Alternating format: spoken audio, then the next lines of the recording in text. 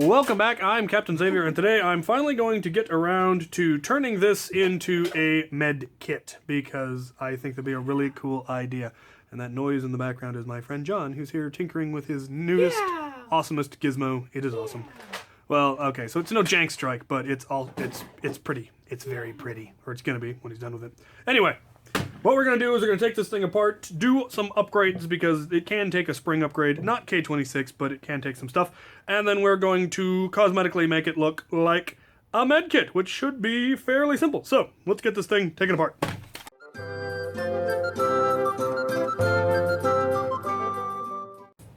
Alright, the parts have been dyed, so we can now reassemble it. We also have a little bit of extra stuff here to make it just a little bit more modular.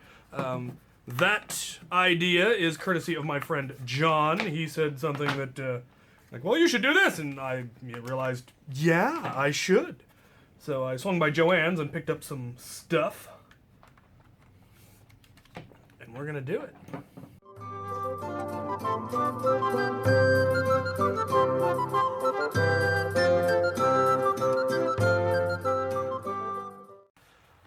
Alright then, it has been reassembled, and I really like how it came out. I did red for all the stuff that was previously kind of that pink color, the magenta-ish color, because it is going to wear, and I figured that the pink showing through red would be less obvious than if I painted the whole thing white. And it is supposed to be Red Cross, so I figured I'd have a little bit more red on there. For the body, I just sanded off all of the coloring. I didn't actually paint it at all. It came off cleanly enough, I wasn't worried about it. Plus, I knew I was going to be covering it up, which is the next step. I was, of course, just going to paint a red cross on it and have it be a medical kit. But my friend John pointed out that I should instead put Velcro on it so I could put a Red Cross patch. And then I got to thinking that I could then also put Velcro on the other side, which would allow me to actually stick it to my body armor. So we'll have the fuzzy Velcro on one side and the prickly Velcro on the other side. So one side will allow me to attach patches, and the other one will allow me to attach it to the Velcro that's on my web gear, or my backpack, or anything else that I've put Velcro on. And I can obviously add Velcro to other places on my gear so that I can attach it to there as well. And then I'll be able to just rip it off and pop the button rather than having it hooked on with something that you have to unhook first, and that's just going to slow you down, whereas now you can just rip the Velcro, pop the button, and you're ready to go. The spring that I put in here works beautifully. This thing shoots way more powerful than you would ever expect from something this small and compact, and I love it. I wish I knew what spring it was so that I could tell you. That is something that I'm going to be trying to do a better job about in the future, is actually labeling springs when I find them and toss them into the big random spring bin. I'll just put a bit of masking tape on it and write what I got it from, so in the future when I pull things out and test them, I'll be able to let you know. So hopefully I will do a better job at that, and some of these will be more useful as opposed to saying, if you happen to find a spring that works.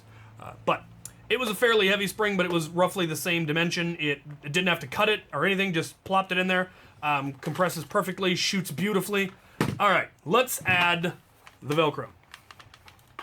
So because I'm left-handed, I'm going to have the patch on the left side, and it will attach to the body on the right side, and so I can rip it off and pop the button. And fire. So, we have some sticky back Velcro. It comes with both sides, so there's plenty of it. And I will have a small section on this side that will that the patch will attach to, and then I will have full length, much more on the other side, so that it will stay. And I don't know how good this sticky stuff is, so I am probably going to go ahead and reinforce it, either add some more glue on the back, or I might even use screws. Just use some washer head screws and drill in and just put a screw in on either end of the Velcro to keep it from wandering. Alright, so there's the Velcro on the side that will have the patch. So it'll have a Red Cross patch right there. I may make it a little bit smaller once I know exactly how large the patch is. I only ordered it this morning, so I don't have it yet. And now the other side is going to be much longer, obviously, so that it will get more purchase on whatever I am attaching it to. Yeah, that's definitely not going to stay. So, the patch side probably will, because there isn't going to be anything pulling on it as much. But this side, the whole point is that it's going to be getting pulled on. So I'm definitely going to reinforce it with screws.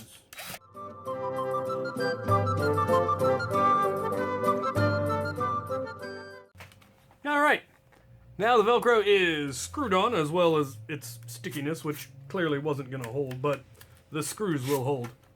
The fuzzy side, like I said, isn't going to have as much stress. We will see if it starts clearly coming off, then yeah, I'll screw it down. But let's give it a try.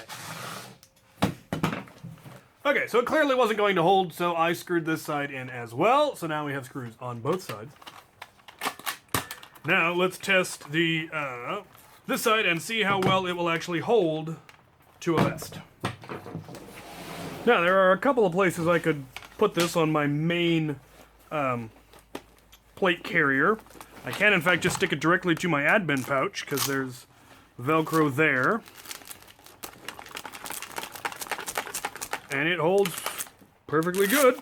I could also stick it to the front of my mag pouches, because there is Velcro right there.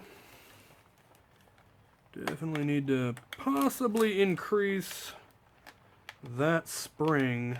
I think it may not have gotten put in quite right. So there's Velcro on the front. That one's a little bit looser if you don't have mags in it, though. If I open up this pouch, I could stick it right there. Doesn't seem to like that Velcro much, though. So I don't know if it's just a looser weave or what its issue is, but it doesn't seem to like that one. What I will probably end up having to do, though, is make a Molly Velcro patch that Velcros into the Molly and just creates a big patch of Velcro. There's also this back here. No, it doesn't like that one at all. Oh, maybe it does. That one's not too bad.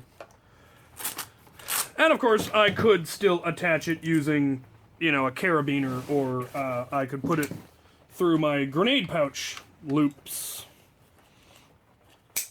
It just becomes a little bit more difficult to get off in a hurry, and if, you know, you're using this, it's kind of going to depend on how you're using it, what game you're using it in. There's one game I play where you do actually have a Medkit, and you store healing ribbons or whatever in it. And so you could do that with this. You could put them here in the dart. There actually are dart holders in the stock. You could tuck those in there, and that way you'd have your gun ready when you're, you know, if you're healing somebody, if you need to, you can pop off a couple of shots. So I like it. Looking forward to getting the actual patch, and you will probably see this on my gear at future events. Either just as decoration or as, if I may end up actually using it at some events. We will see how it works out. But I like how it came out. Admirably modular for my tastes. Definitely got to figure out what's wrong with that catch, because that is not having nearly enough power there. Well, the last piece took forever to come in, which was this patch. I got a nice Red Cross patch to go on there. The Velcro Molly stuff I put on there is it's sticky back, but it's stretched, and so I either need to go back through and redo where the screws are, or I'm considering actually putting in screws here and here to actually make it proper Molly, but it's sticky on the back, so it wouldn't work too well. But in keeping with the whole making it modular thing, of course, I have the Velcro patch there so that I can put the patch on.